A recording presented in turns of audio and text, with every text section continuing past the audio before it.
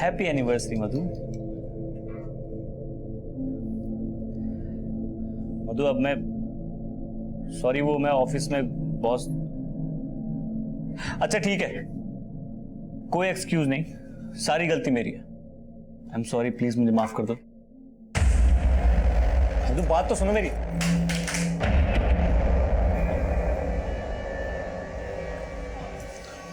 मधु मधु नहीं, मधु नहीं, प्लीज देखो ऐसा मत करो, आज मत उठो प्लीज। मधु आज हमारी एनिवर्सरी है, तुम्हें पता है ना हमने क्या क्या प्लान किया था। प्लीज। घड़ी देख रहे हो? 25 मिनट में एनिवर्सरी खत्म होने वाली है, उसके बाद फिर वही जिंदगी, सुबह शाम अकेलापन और फिर रात भर इंतजार और फिर तुम्हारी वही घिसी पिटी सॉरी। तो क्या करूं? नौकरी छोड़ दूं? तुम्हें जो करना है वो करो, मुझे फर्क नहीं पड़ता है। मेरी जिंदगी ना शादी से पहले ही अच्छी थी। तुम कहना क्या चाहती हो कि तुमने मुझसे शादी करके गलती कर दी? गलती की है इसलिए तो झेल रही हो। तुम्हें झेल रही हो मतलब? इस घर का रेंट, हमारी फ्यूचर सेविंग, हमारे जो खर्चे हैं, इन सब को मेंटेन रखने के लिए मेहनत करता हूं मैं। तुम्हें क्या लग रहा है मैं बाहर जाकर टाइम पास कर रहा हूं? मुझे क्या पता। हाँ, मुझे सिर्फ इतना पता है कि ऐसे घुटने के लिए मैं अपने पेरेंट्स को छोड़ के तुम्हारे पास नहीं आई थी। और जो मैंने तुम्हारी वजह से अपने पेरेंट्स को छोड़ा है वो नहीं दिख रहा तुम्हें? सब दिख रहा है मुझे। तुम भी अपने घर वालों की तरह ना सेल्फिश हो। नमस्कार, मैं senior inspector Abhimanyu Jindal crime petrol Dastak के आज के इस एपिसोड में आप सभी का स्वागत करता हूं। आज का हमारा ये एपिसोड एक शादीशुदा जोड़े के बारे में। शुभम और मधु आम शादीशुदा जोड़े की ही तरह इनमें भी नोकझोंक होती थी, मनमुटाव होते थे। लेकिन जब मनमुटाव और नोकझोंक की आवाज तेज होने लगे और आवृत्ति आई मीन फ्रीक्वेंसी बढ़ने लग जाए तो समझ लेना चाहिए कि एक दस्तक है। ना सिर्फ इस बात की कि रिश्तों में दरार आ सकती है, बल्कि इस बात की भी कि इन दरारों में कोई बाहर वाला साजिश की सेंध लगा सकता है। आज का हमारा ये केस भी कुछ इसी तरह का है और इस केस को आपके सामने रखने का हमारा मकसद ये है कि आप ऐसी कोई दस्तक अनसुनी ना करें जो दस्तक इस केस में अनसुनी की गई।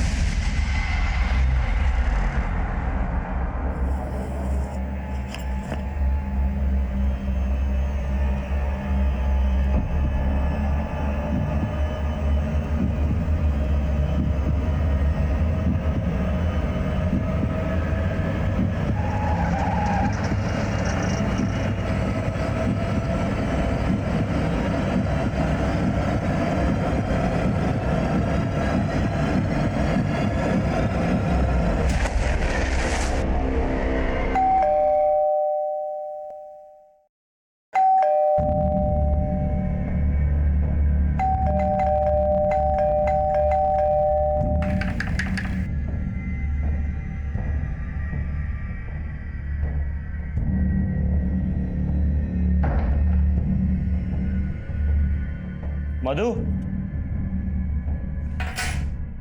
मधु,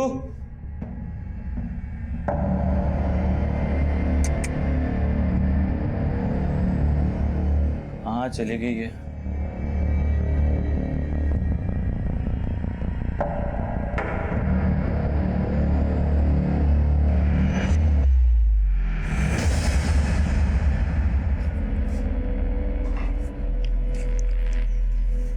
शुभम, मैंने तुम्हारी प्रॉब्लम का एक परमानेंट सॉल्यूशन निकाल लिया है। मैं अपनी फ्रेंड मिसेस शर्मा के यहाँ जा रही हूँ। अब कोई रोक टोक करने वाला नहीं है तुम्हारी जिंदगी में। Good bye.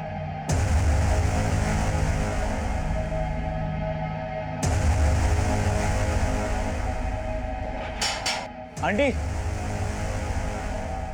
आंटी नमस्ते। क्या हुआ शुभम बेटा? आंटी वो मधु, आंटी आपका फोन मिल सकता है जरा? हाँ।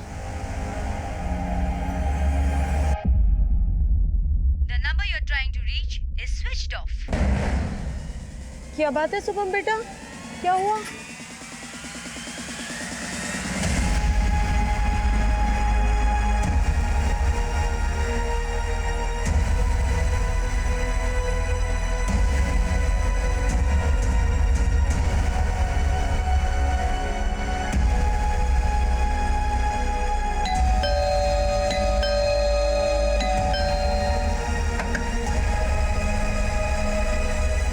शुभम जीजू, आप इतनी रात को, सब ठीक तो है ना?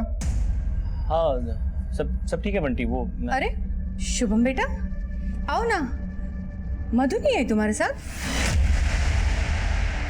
शुभम जीजू, आपने और मधु दीदी में फिर से कोई झगड़ा हुआ है क्या? नहीं बंटी, ऐसा कुछ नहीं हुआ। वो मधु कह रही थी कि मिसिस शर्मा उसकी काफी पुरानी फ्रेंड है, आप लोग नहीं जानते क्या? शुभम बेटा, हम किसी मिसेस शर्मा को नहीं जानते। तो फिर मधु गई कहाँ? शुभम, मैंने तुम्हारी प्रॉब्लम का एक परमानेंट सॉल्यूशन ढूंढ लिया है। मैं अपनी फ्रेंड मिसेस शर्मा के यहाँ जा रही हूँ। अब कोई रोक टोक करने वाला नहीं है तुम्हारी जिंदगी में। Good bye. तो ये मिसेस शर्मा कौन है ये आप लोग नहीं जानते? सर, मधु के मुंह से हमने ये नाम कभी नहीं सुना, और ये शुभम बोल रहा है। सर मैं सच कह रहा हूँ, मधु के मुंह से मैंने यही नाम सुना था, मिसिस शर्मा। तुमने मधु से इस मिसेस शर्मा का सिर्फ नाम ही सुना था, या मधु के साथ कभी इस मिसेस शर्मा से मिले भी थे? Not exactly sir, but sir एक डेढ़ महीने पहले मैंने मधु को एक लेडी के साथ देखा था। मधु,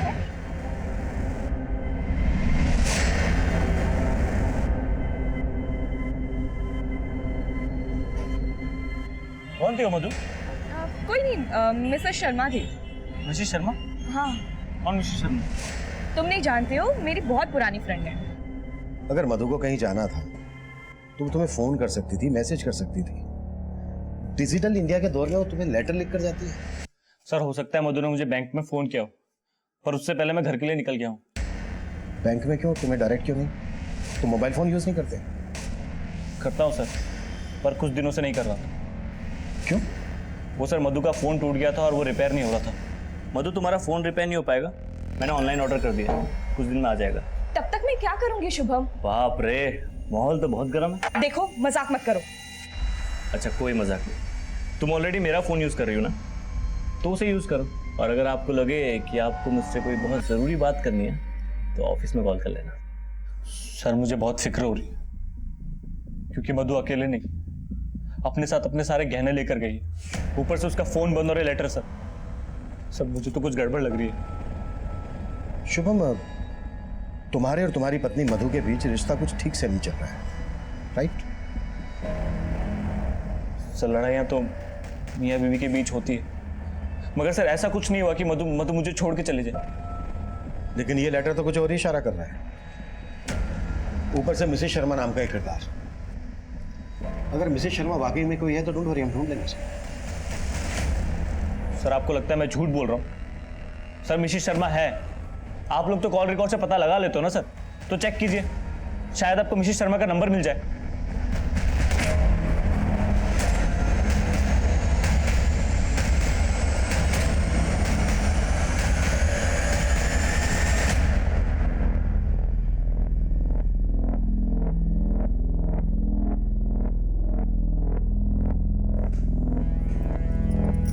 ये कोई वक्त है आने का?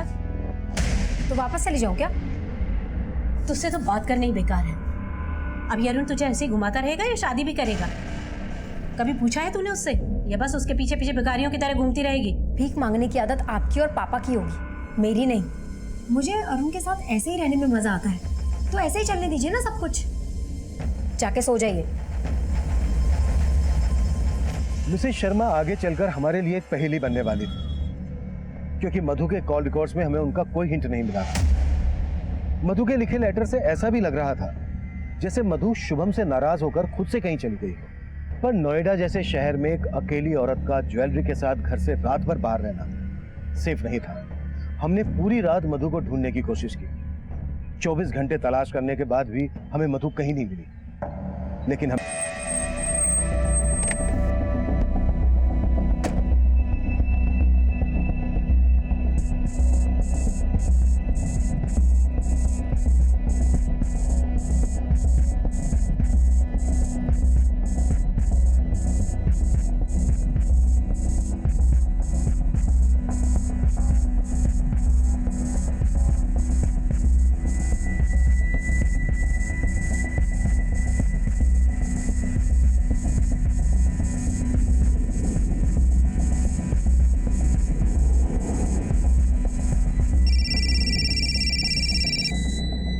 सर, शुभम के घर से ऐसा कोई क्लू नहीं मिला है जिससे साफ हो कि मधु का मर्डर उसी के घर में हुआ था। शुभम के घर वालों की कुंडलियां निकालो और पिछले दिनों की शुभम की एक्टिविटीज भी पता करो। Okay sir. सर, एक स्त्री वाले का कहना है जिस रात मधु का मर्डर हुआ उस शाम उससे मिलने एक औरत आई थी।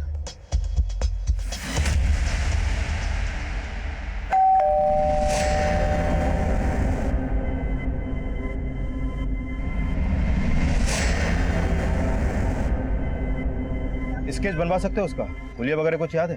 सब शकल ठीक से याद नहीं, लेकिन देखो मैं तो पहचान जाऊँ। उस शाम मधु से जो औरत मिलने आई थी, क्या वही मिसेस शर्मा थी?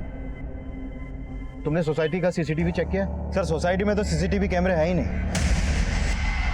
थे वो लोग उस पर दहेज के लिए दबाव डाल रहे थे।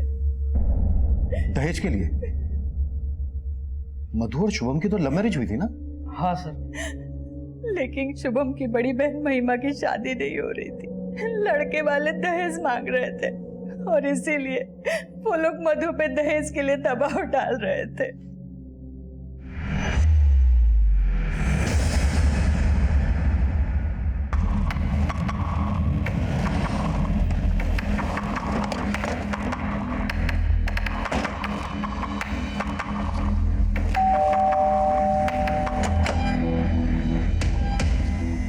आप शुभम के पिता हैं? जी हाँ। और आप शुभम की माँ? जी। आप दोनों को हमारे साथ थाने चलना होगा।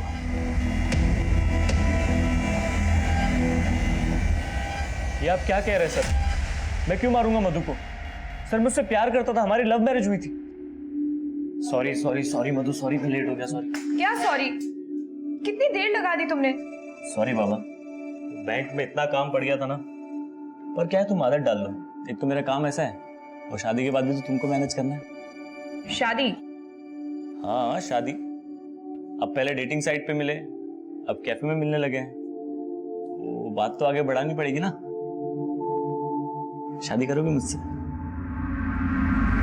मधु क्यों मना करती? उसने और उसके माँ बाप ने तो कभी सोचा भी नहीं था कि उन्हें इतना अच्छा लड़का मिलेगा इंटरनेट से, वो भी बिना दहेज के। और यही बात आपको चुभ रही थी, इसलिए दहेज का दबाव डालना शुरू कर दिया आप लोगों ने मधु के माँ बाप पर, है ना?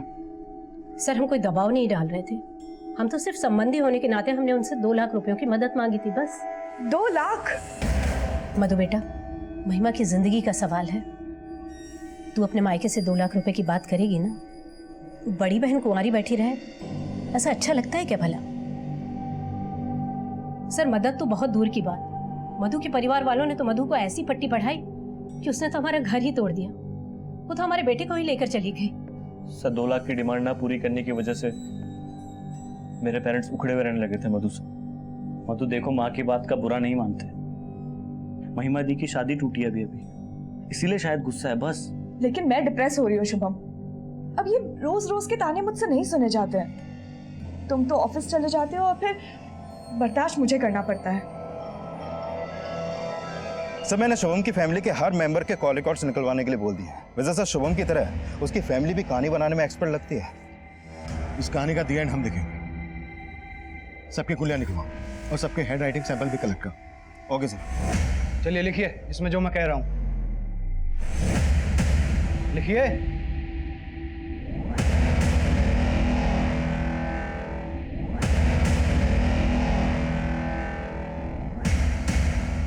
सर मधु ने जो लेटर्स लिखे थे उसकी हैंडराइटिंग ना तो मधु से मेल खाती है और ना ही शुभम से,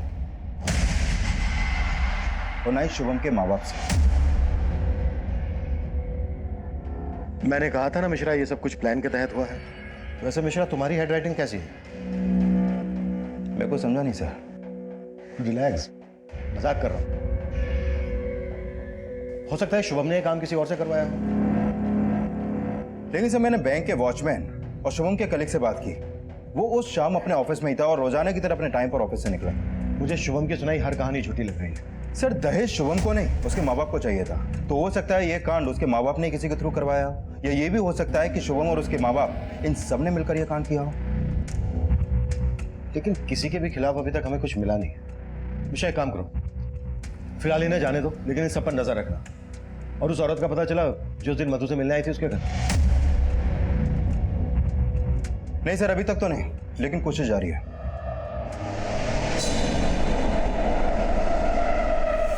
पुलिस तो हमारे पीछे ही पड़ी हुई है।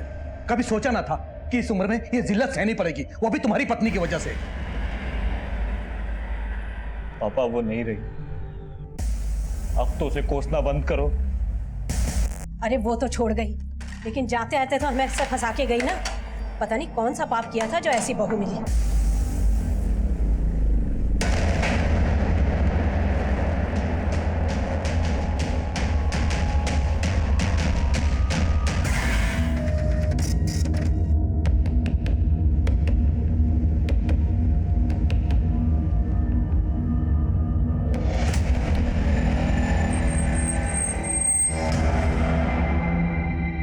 हाँ साहब, यही औरत है। सर महिमा, शुभम की बड़ी बहन, वही उस शाम मधु के घर पे आई थी। उसकी फोन की लोकेशन भी मधु के घर के आसपास की थी।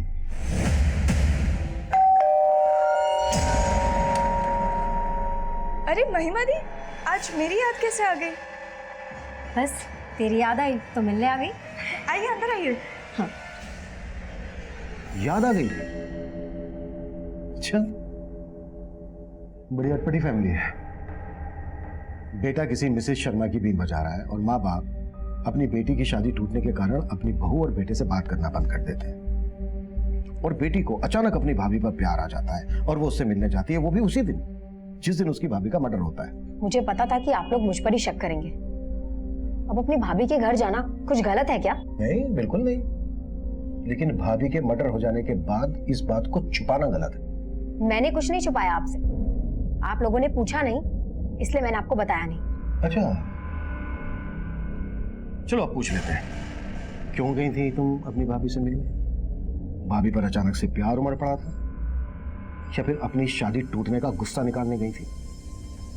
क्या शुभम की मिसेस शर्मा तुम ही हो? सिर्फ सच सुनना है मुझे।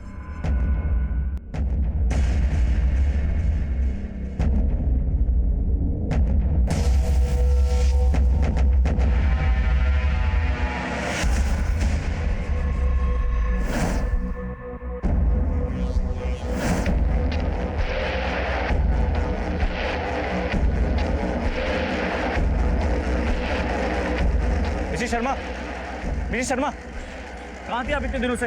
आपको इतने दिनों से ढूंढ रहा हूँ मैं। आपको कोई गलत नहीं भाई साहब, मैं कोई मिसेस शर्मा नहीं हूँ। देखो ज्यादा बनो मत, मधु तुम्हारे घर गई थी ना? मैं जानता हूँ सब। आप तुमने ही मारा मेरी मधु को। ये साड़ी मधु की है, मैं जानता हूँ। मेरी साड़ी छोड़ो, ये क्या कर रहे हो? भाई साहब देखिए, भाई साहब मेरी बात सुनो। भाई साहब मेरी बात सुनो। भाई साहब, अरे भाई साहब मेरी बात सुनो। वो मेरी बीवी को मार के गई है। भाई साहब रुको रुको रुको। कहाँ गई? कहाँ गई वो?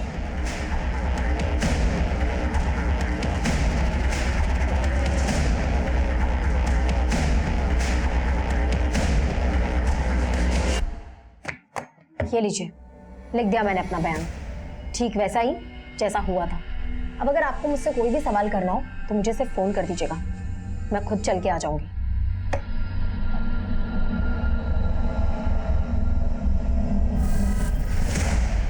अगर तो भरी पड़ी है मैडम, शायद गुस्सा भी इसी तरह से भरा पड़ा हो। बड़ी बहन होने के बावजूद छोटे भाई की शादी पहले हो गई और उसकी वाइफ दहेज लेकर भी नहीं आई, जो मैडम की शादी में काम आ सकता था, जिसकी वजह से मैडम की शादी टूट गई। नजर रखो इस पर। Okay sir. Sir sir sir, वो मिसेस शर्मा मिल गई सर। मिसेस शर्मा? हाँ सर। सर उसने मधु की साड़ी पहनी हुई थी जो मैंने उसे गिफ्ट की थी। मधु की साड़ी? जी सर। सर वो मुझे मार्केट में दिखी, मैंने उसे पकड़ने की कोशिश की तो चालाकी से भाग के निकल गई, लेकिन सर मैंने उसका पता लगा लिया।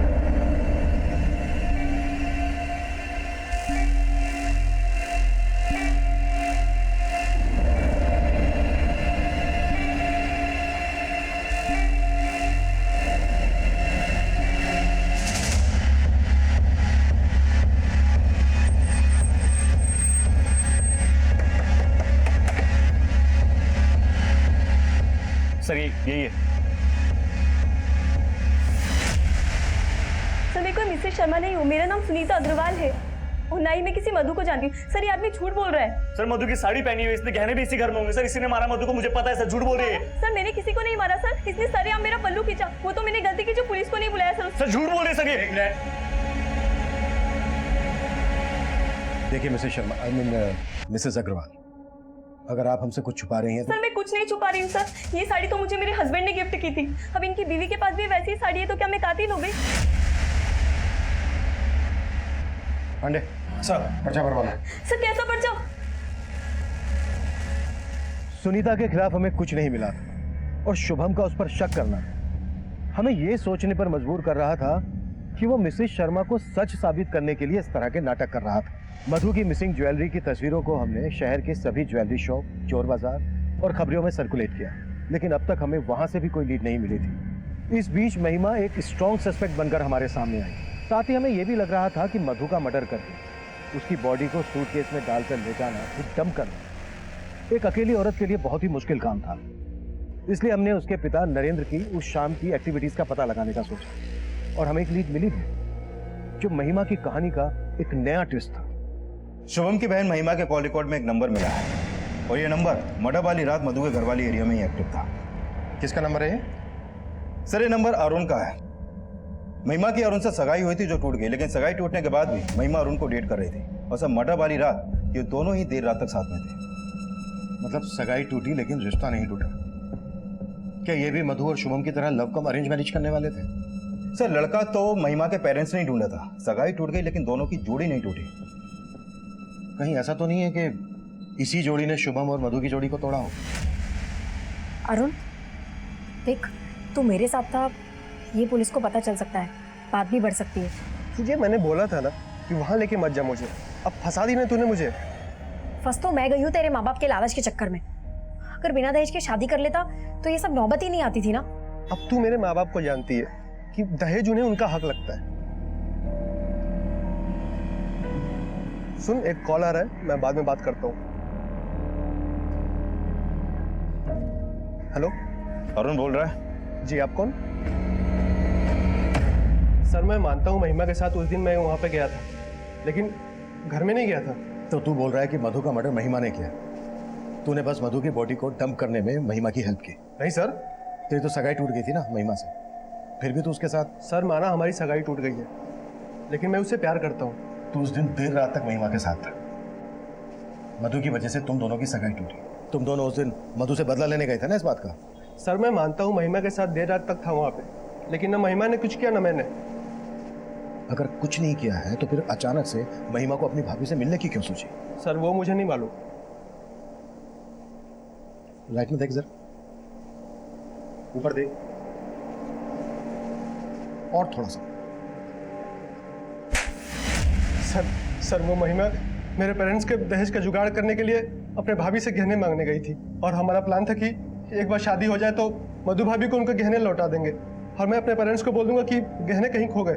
गुड, एक तमाचे से एकदम तोता बन गया तो।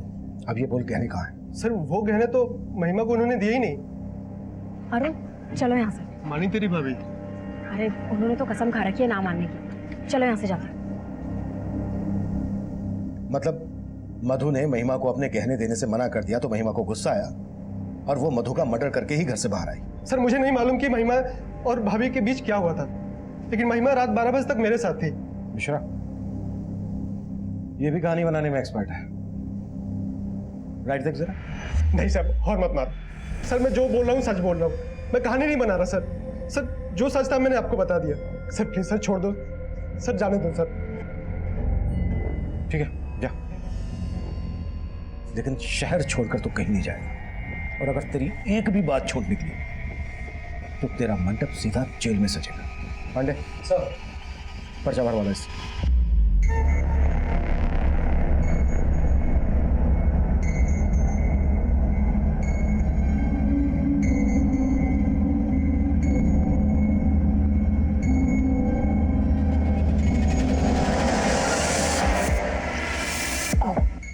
अबे देख के चलना।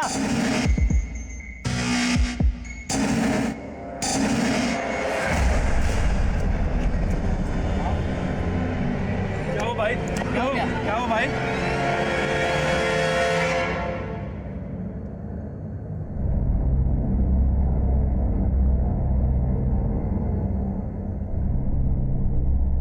सर आप लोग बेकार में हम पर और हमारे बेटे पर शक कर रहे हैं। अगर आपने अपना ध्यान हम पर से हटाया होता तो आज शुभम की जान खतरे में नहीं होती।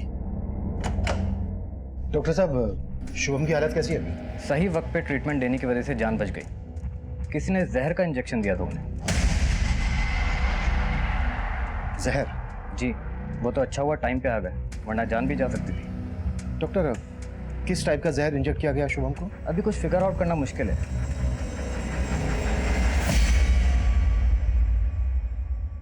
सर मार्केट की सभी सीसीटीवी फुटेज चेक की, लेकिन किसी में भी इस बंदे की शक्ल नहीं दिखाई दी। सर शुभम की बॉडी में जो जहर इंजेक्ट किया गया था वो मेरिकटेक्स और फोटोसिटिक नाम के केमिकल्स को मिक्स करके बनाया गया था। सर जहर लीथल था। मुझे याद है कुछ दिनों पहले इसी एरिया में एक इंजेक्शन गैंग एक्टिव था जो लोगों को सुइयां चुभाकर उनका ध्यान भटकाकर उन्हें लूट लेता था। लेकिन सर ऐसी वारदातों में कोई जहर इंजेक्ट नहीं किया गया था। ये भी तो हो सकता है कि इंजेक्शन गैंग से जुड़े किसी आदमी को शुभम को मारने की सुपारी दी गई हो। एक काम करो मिश्रा, इस गैंग से जुड़े हर आदमी को राउंड अप करो और शुभम के बैंक कलीग की भी क्वेश्चनिंग करो। हो सकता है ये प्रोफेशनल राइवलरी का केस, हर एंगल इन्वेस्टिगेट करो। Okay sir. शुभम और मधु से जुड़े हर इंसान को हम खंगाल रहे थे और आखिरकार 3 दिन बाद शुभम को होश आया। नहीं सर, मुझे नहीं याद किसने मुझे इंजेक्ट करने की कोशिश की, लेकिन सर एक बार पहले भी मुझ पर मधु पे एक आदमी ने इंजेक्शन से अटैक करने की कोशिश की थी। और ये बात तुमने हमें पहले क्यों नहीं बताई? काफ़ी पुरानी बात है सर। मैं और मधु हमारी फर्स्ट एनिवर्सरी पे डिनर के लिए जा रहे थे।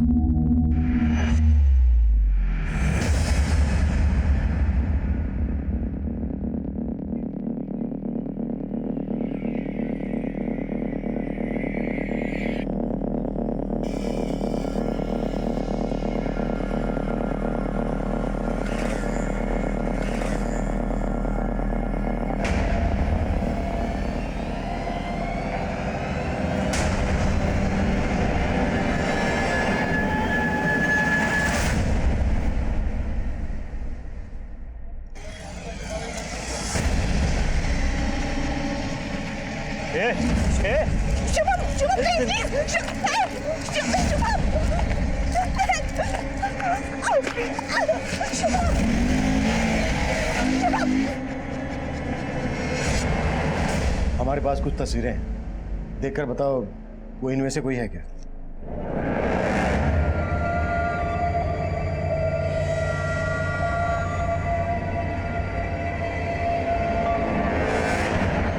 नहीं सर।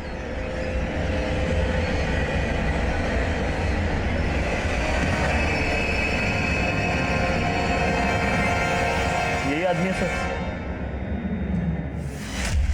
जिस आदमी को शुभम ने आइडेंटिफाई किया था उसका नाम उस्मान था। उस्मान ने इंजेक्शन गैंग के साथ मिलकर कई लूट को अंजाम दिया था। उस्मान और उसका इंजेक्शन गैंग भीड़ में लोगों को इंजेक्शन चुभोकर उनका ध्यान भटकाकर उन्हें लूटने का काम करते थे। हमें शक था कि उस्मान को किसी ऐसे आदमी ने सुपारी दी थी जिसे केमिकल्स की अच्छी खासी जानकारी थी और जिसने इस खास किस्म के जहर का इजाद किया था। हमने फौरन उस्मान की तलाश में रेड अलर्ट जारी कर दिया और बहुत जल्द वो अरेस्ट भी हो गया। अरे डोज ज्यादा तो नहीं है इसमें? पता है मैं पहले डॉक्टर बनना चाहता था लेकिन बन गया पुलिस वाला। पर इंजेक्शन लगाना मुझे बहुत पसंद है।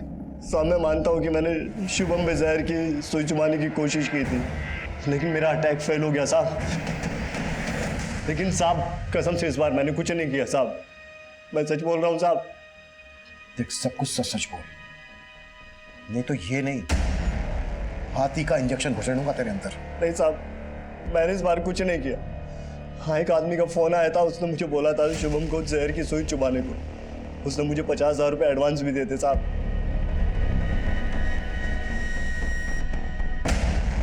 कौन था वो आदमी? नाम नहीं पता साहब। उस आदमी को कहीं से मेरा नंबर मिला था, उसने फोन करके मिलने के लिए बोला और सुपारी दी, लेकिन मेरा अटैक फेल हो गया साहब, तो मैंने उसका फोन उठाना बंद कर दिया। नंबर बोलो उसका। याद नहीं है साहब, पुराने फोन में था और वो तो मैंने फेंक दिया ताकि आप मुझ तक ना पहुंच सके। हुलिया तो याद होगा ना उसका तुझे, या फिर उसका हुलिया याद दिलाने के लिए पहले तेरा हुलिया बिगाड़े? थोड़ा थोड़ा याद है साहब बस।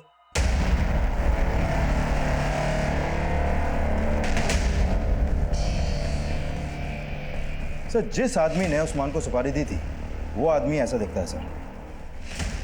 और ये मधु को नुकसान नहीं पहुंचाना चाहता था। कहीं ये मधु का आशिक तो नहीं था? शुभम याद करने की कोशिश करो, हो सकता है तुमने ऐसे पहले कभी देखा हो। नहीं सर, ऐसा कोई आदमी याद नहीं मुझे। इसे पहचानते हो? हाँ सर, ये तो गणेश है सर। कौन गणेश? मधु दीदी के कॉलेज में पढ़ता था सर, और ये दीदी से शादी भी करना चाहता था। तुम्हारी हिम्मत कैसे हुई मधु का हाथ मांगने की? अपनी जात देखिए। मधु गणेश से प्यार करती थी और उसने लव मैरिज की शुभम के साथ। हाँ सर, शुभम हमारी जात वाला था, लेकिन गणेश अलग जाति का था। कहाँ मिलेगा ये गणेश? सर मैं मानता हूँ कि मैंने शुभम पे अटैक करवाया था। ये ले 50,000 रुपए एडवांस। इस लड़के पे सुई घुसानी है, ये दवा भर के। ठीक है। लेकिन सर मैंने मधु के साथ कुछ भी नहीं किया। मैं तो प्यार करता था मधु से, पर कास्ट अलग होने की वजह से उसके पेरेंट्स नहीं माने।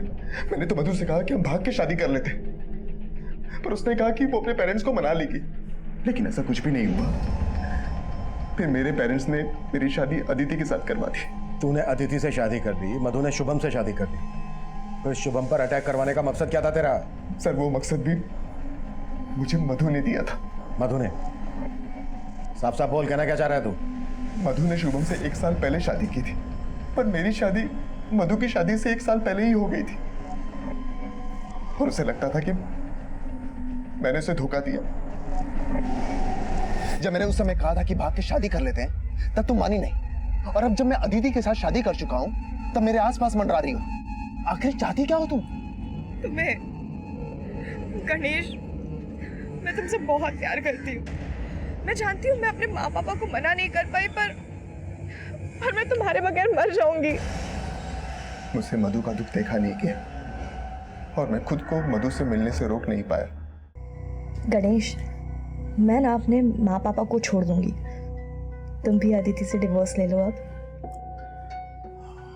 मधु, डिवोर्स लेना इतना आसान नहीं है। कहना क्या चाहते हो तुम? मतलब बीवी तुम्हारी अदिति रहेगी और मैं?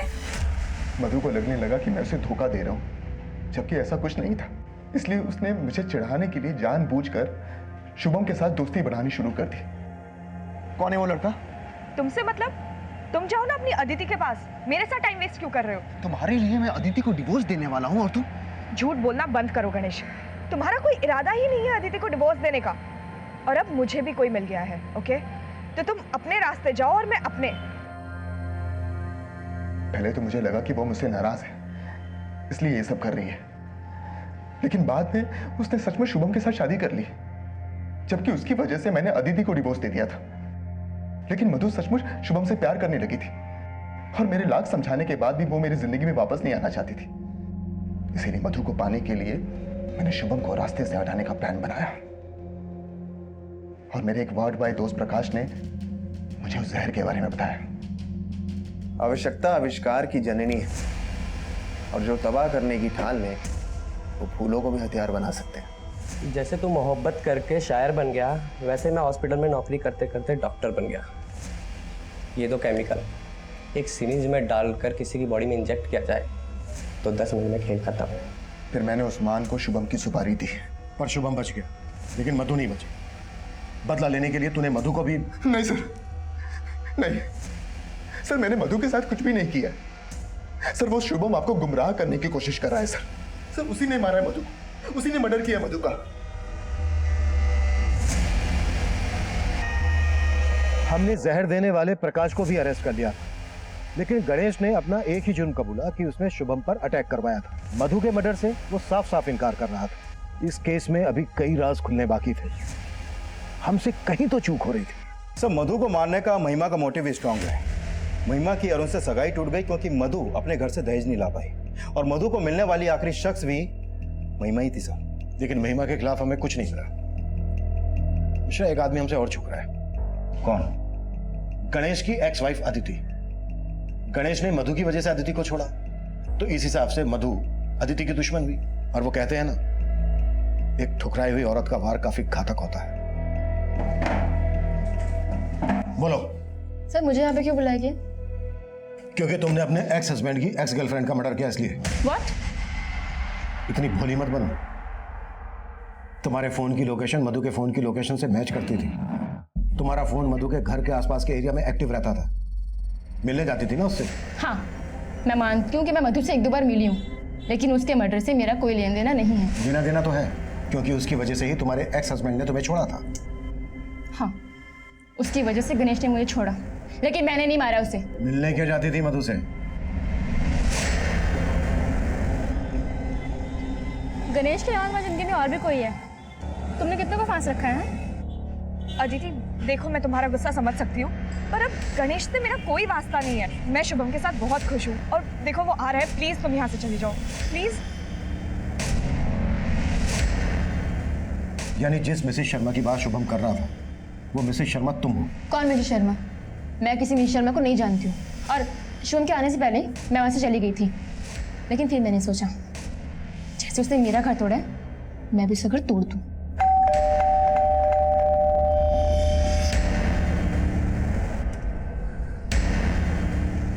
तुम यहाँ?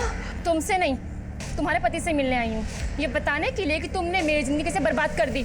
तुम समझ क्यों नहीं रही हो अदिति? मैं मानती हूँ कि मुझसे बहुत बड़ी गलती हुई है, पर प्लीज तुम ऐसा मत करो। लेकिन पता नहीं क्यों मुझे इस पे तरस आ गया। उस दिन के बाद मैं मधु से कभी नहीं मिली। क्योंकि तुमने मिलने की गुंजाइश ही खत्म कर दी, मर्डर कर दिया उसका। देखिए सर, मैंने ऐसा कुछ भी नहीं किया। सर, बहुत तोड़ने के बाद भी अदिति कुछ नहीं उगल रही है। एक बात तो क्लियर है मिश्रा, मिसेस शर्मा ये नाम मधु ने शुभम को बताया था, और कातिल ने जो चिट्ठी लिखी है उसमें भी मिसेस शर्मा का नाम है। सर, अदिति शुभम को मधु और गणेश का सच बताना चाहती थी। कहीं ऐसा तो नहीं कि ये सच शुभम को खुद ही पता चल गया और यही मधु के मर्डर की वजह बन गया? वो तो कुछ भी सकता है, लेकिन वो लेटर, उसकी हैंडराइटिंग शुभम की हैंडराइटिंग से मैच नहीं करती। या तो शुभम ने वो लेटर किसी और से लिखवाया, या फिर ये भी तो हो सकता है कि शुभम और अदिति ने मिलकर यह कांड किया हो अपने अपने पार्टनर से बदला लेने के लिए। पॉसिबल है। या फिर ये कांड किसी तीसरे आदमी ने किया हो सकता है जिसे इस मिसेस शर्मा नाम की भनक थी। शुभम, महिमा, अदिति ये सभी हमारे सस्पेक्ट थे, लेकिन किसी भी सस्पेक्ट के खिलाफ हमें कोई ठोस सबूत नहीं मिल रहा था। मिसेस शर्मा इस काल्पनिक नाम का इस्तेमाल उस लेटर में हमें भटकाने के लिए किया गया था, लेकिन इस कत्ल का मास्टरमाइंड अब भी हमारी गिरफ्त से दूर था। हम सभी ज्वेलरी शॉप पर नजर रखे हुए थे, लेकिन कातिल मधु की ज्वेलरी बेचने सामने आया ही नहीं। शायद वो इस केस के ठंडे होने का इंतजार कर रहा था, और हमने भी वही किया, इंतजार।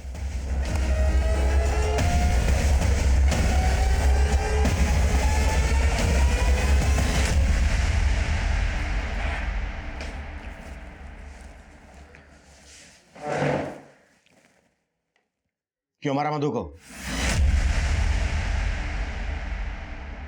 साहब, हमें पैसों की बहुत ज़रूरत थी और मेरा अक्सर मधु के यहाँ आना जाना लगा रहता था, और मधु के पास बहुत सारे गहने थे।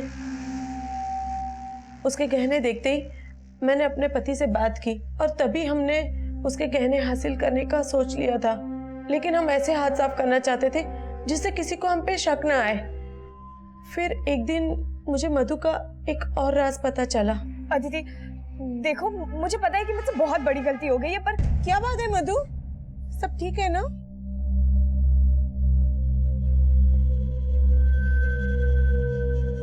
मधु ने मुझे सब कुछ बताया था।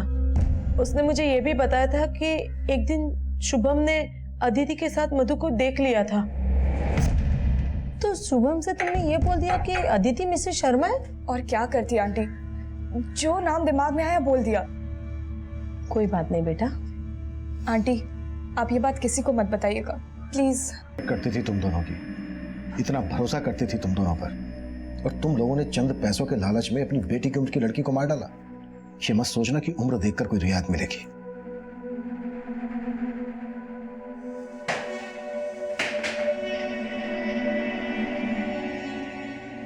ऋचा और सुबोध इस वक्त न्यायिक हिरासत में। शुभम इस शौक से उभर ही नहीं पा रहा है। उसे यकीन ही नहीं हो पा रहा है कि मधु जिस वृद्ध जोड़े की इतनी इज्जत करती थी, उसने चंद पैसों के लिए मधु की जान ले ली। इस केस को आपको दिखाने का हमारा मकसद ये बिल्कुल नहीं है कि आप अपने आसपास के लोगों को शक की नजर से देखें, उनके साथ कुछ शेयर ना करें। इनफैक्ट ये पॉसिबल भी नहीं है। लेकिन जिंदगी में संतुलन बनाना, एक दायरा बनाए रखना भी जरूरी है।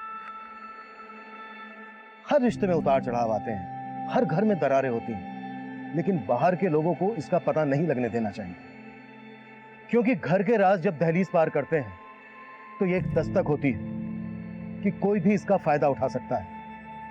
जरूरी है हम इस केस से सीख लें और अपनी जिंदगी और अपने घर को महफूज बनाएं। अब मैं सीनियर इंस्पेक्टर अभिमन्यु जिंदल आपसे विदा लेता हूं। आपसे फिर मुलाकात होगी एक नए केस के साथ। क्राइम पेट्रोल दस्तक, मकसद बताना नहीं, बचाना है।